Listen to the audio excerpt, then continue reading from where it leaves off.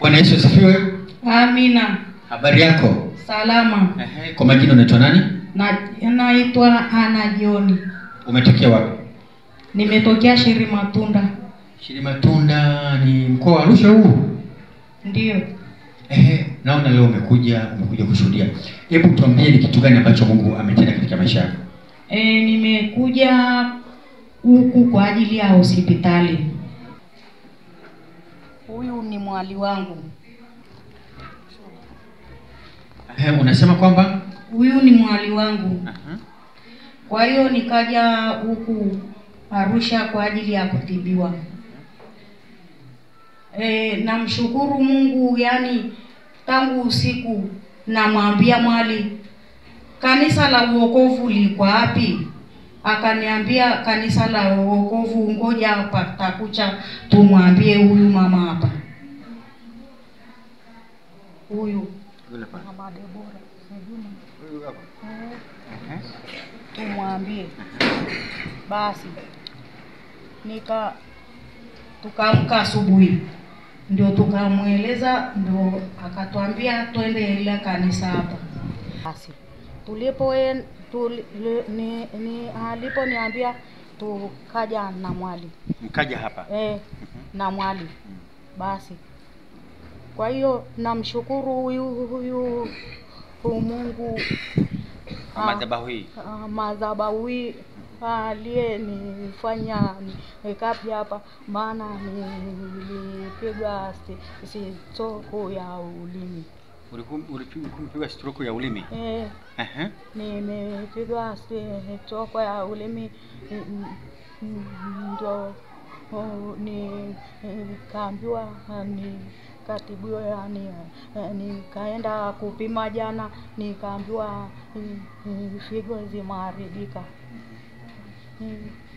Ndio nilipopimwa, ndio mtoto akanileta nyumbani. Mtoto amenileta nyumbani akaniambia, mama utakaa hapa mpaka siku utapona. Basi na mimi namshukuru huyu Mungu wa madhabahu hii kwa sababu nimejisikia amani. Nikaona nguvu ya Mungu. Hakuna kinachomshinda Mungu hapa duniani. Ndio maana namshukuru Mungu kwa hilo.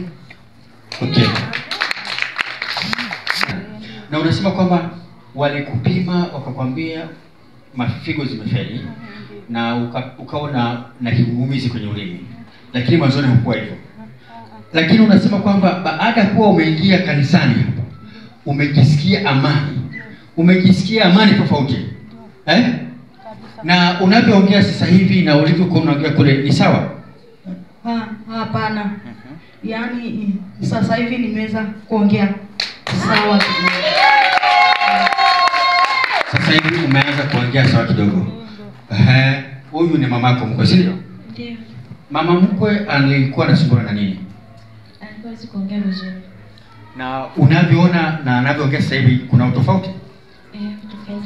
Tofauti upo. Haleluya.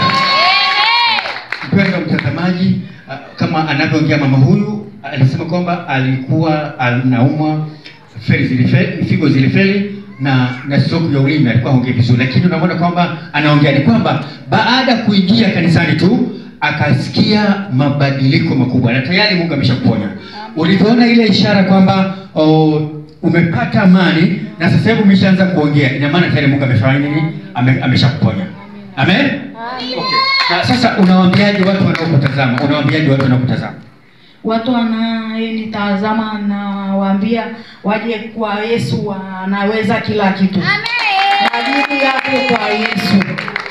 Hakuna kinachomshinda Yesu. Na wewe mwali pia nimefurahi kwa sababu ulijuaje hapa kanisani? Mshumari mtakuwa ananiambia tuje hapa. Unaishi nao jirani? Ndio. Sina budi kuweza kumshukuru pia mtumishi huyu, ni kama vile ni kielelezo, anaonyesha watu wenye shida waje. Na tayari unajisikiaje? Tayari mama umewalika wamekuja na tayari uponyaji umeshapata. Unajisikiaje? Najisikia vizuri maana Mungu ameshamjibu haja ya moyo wake. Pigia Yesu makofi. Basi Mungu akalinde muujiza wako, na hapa usitoke. Mungu atafanya mambo makubwa zaidi uliyoyaona leo. Amen. Usitoke, kaa hapa. Na wewe pia usitoke, sawa? Kila Jumapili, kila katikati unakuja, sawa? Mungu atafanya mambo makubwa zaidi haya ambayo umeyaona. Usikatishwe na tamaa watu kule nje, sawa? Mungu atafanya mambo makubwa sana. Pigieni Yesu makofi. Mama yule tayari amekuja na Mungu amemtendea kabla hajaguswa na mtumishi wa Mungu, lakini Mungu akamtendea. Sasa hao wote hapa ni muujiza mtupu. Nikianza na huyo na muujiza, nikienda kwa yule nyuma na muujiza, wale wote Mungu ametendea muujiza. Kwa hiyo mwana wa Mungu, karibu katika huduma hii ili Mungu aweze kutenda muujiza ndani ya maisha yako. Tazama, kuna namba zinapita hapo chini, piga simu. Ukipiga simu moja kwa moja utahudumiwa na Nabii Deborah ambaye ni kiongozi wa kanisa hili. Karibu sana. Amen.